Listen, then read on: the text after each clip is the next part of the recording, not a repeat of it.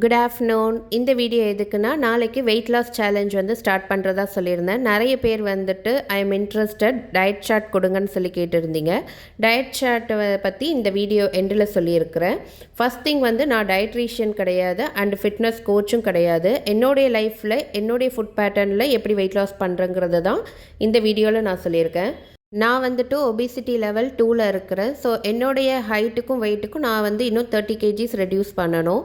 அதே மாதிரி நான் வீக்லி 1 to 3 டேஸ் தான் வந்துட்டு எக்ஸசைஸ் பண்ணுவேன். ஸோ என்னுடைய கேலரி இன்டேக் வந்துட்டு வீக்லி 1 கேஜி ரெடியூஸ் பண்ணணும்னா 1100 வரைக்கும் இருக்கலாம். பட் என்னுடைய டயட் சார்ட் வந்து 1200 கேலரிஸ் இருக்க மாதிரி டிசைன் பண்ணியிருக்கிறேன்.